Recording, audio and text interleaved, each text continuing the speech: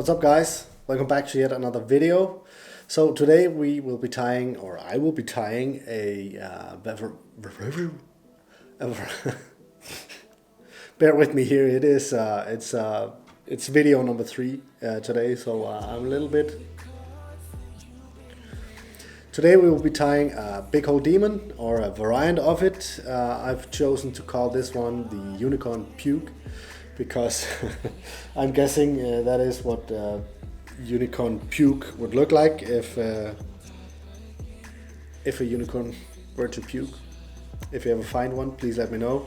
So this is what the fly looks like. Lots of cool colors.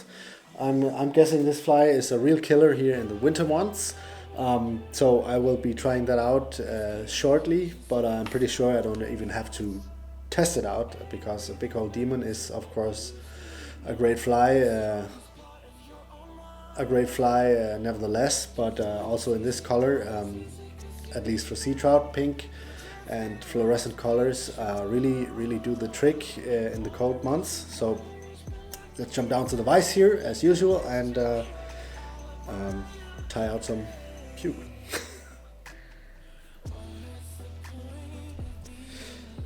So the hook in the vise is from Arex, the NS 156, the traditional shrimp. Of course, the hook doesn't know it's a shrimp hook, so it will work just fine for a big hole demon. Just down to short of the hook point there. I will be using this American hackle in the color pink. Really nice feathers. You can see them here. A bit closer. I want to take one of the feathers way down here, which are the biggest. It has the longest fibers. Swap them out here. Remove the fluff at the bottom, or it doesn't. You don't have to do that, but I just like to work with a feather that's a little bit cleaner. So what I like to do is to pull some fibers out so they are 90 degrees out from the stem like this, and then just kind of grab the tips there, pull them off the stem. So then you have a little bunch looking like this. Tie that in top of the hook here.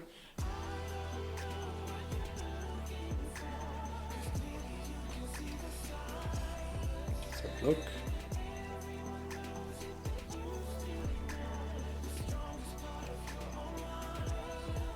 Just cut off what you don't need here.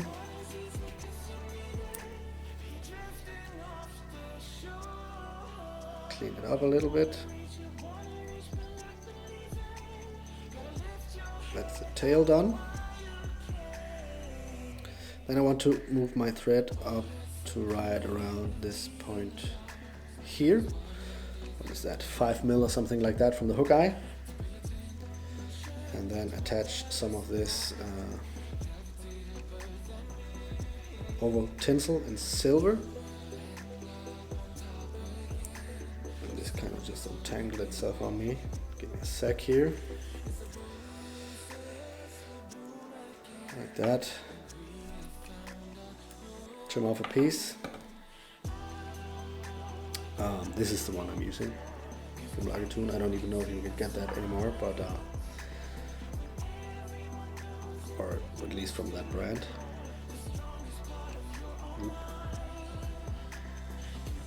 Catch that. This will be the rib. Tie it in on the underside of the hook here, all the way back to your tying point there. Move the thread back up. Just get this out of the way a little bit here, like that. Then I want to grab some hollow tinsel. In this case, a color purple, holographic purple, actually, from Vises. It looks like this. So this is me trying to not forget the material list by just holding up the materials.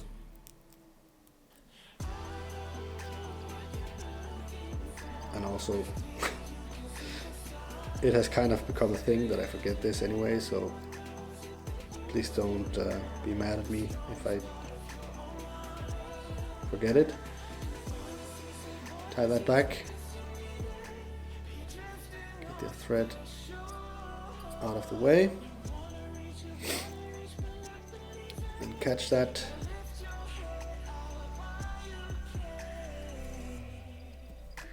Tinsel there, the holographic one. Work your way up the shank.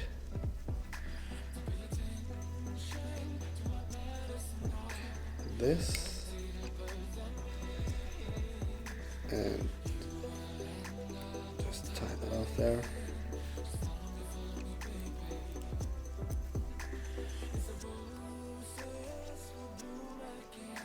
Trim that off.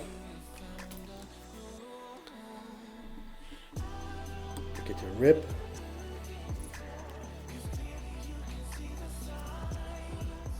That first turn in.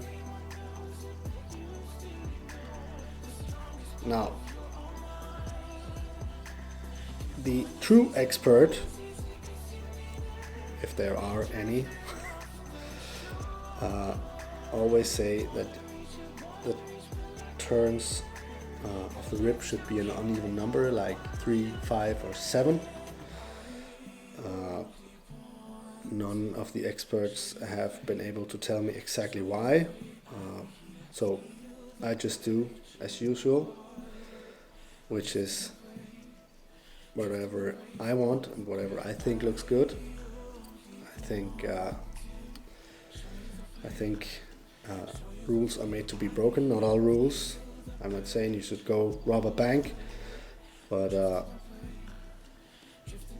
when it comes to creativity and designing flies, there should be no real rules, if you ask me. So just clean that up a little bit. And then what I like to do is take some UV resin. You guys know me, I'm a big fan of UV resin. And just put a small drop on here. You can of course leave this step out entirely. I just think it looks a lot cooler and it will also protect the fly here, make it a bit more durable. So just a tiny amount on there, and then just with your dubbing needle kind of distribute that.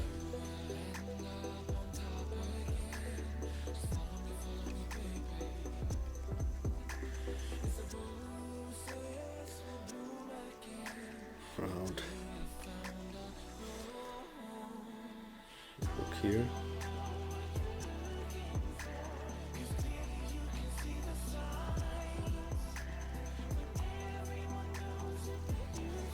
Like so. Let me just satisfy my inner perfectionist here.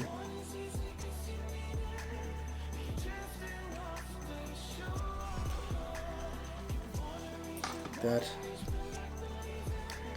Sap that with my lamp.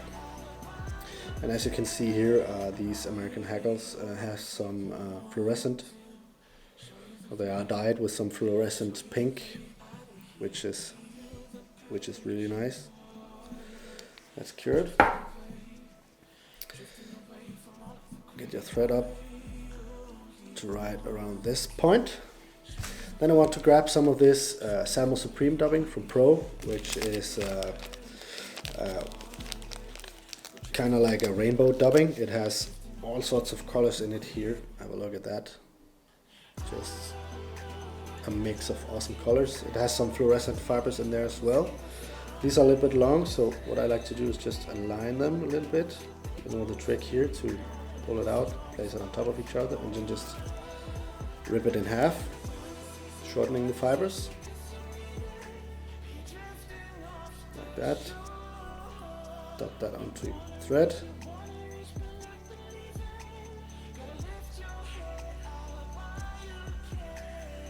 And here I don't need a lot, I just need a little bump here.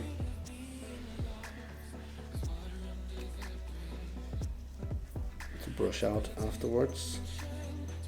Remember to leave a little bit of space in front.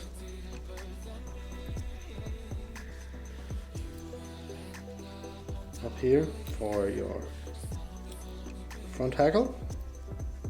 Let's clean this up a little bit. There we go. Like that. Then I want to grab one of the feathers a little bit further up the neck here. Just kind of measure out. I think this one is fine.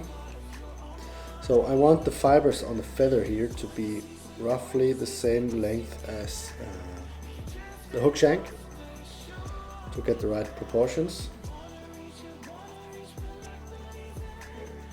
Clean the feather up by pulling the marble part off, so you're left with something looking like this. Tie that in on the side of the hook there. Make sure it's nice and tight. Trim off the stem. Get your angle pliers on there, and then just stroke the fibers back a little bit as you start turning this.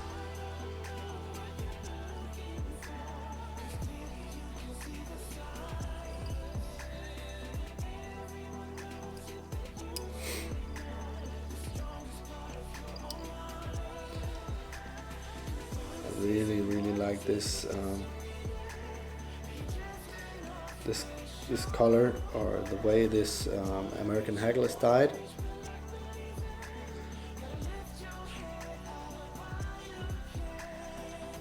You can see it here. Let me just see if I can get one more turn in here. Yes. And it broke, but I caught it, which is good. Got a little bit lucky there. So just clean up the head here, make a nice little bump, little head with your tying thread, just to make it a little bit more classic looking. Let's get a quick finish in here.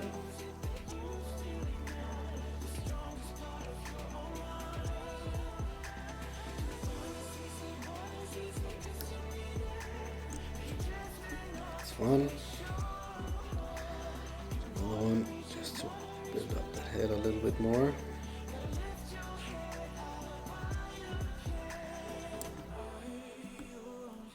Like so. Cut off your tying thread.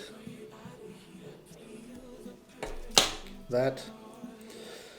And why don't we just top this off with a little bit of old school varnish. Where's my dubbing brush? There it is. Just before I do that, I just want to brush out a little bit of this dubbing underneath. Not a whole lot, just a little bit. There we go.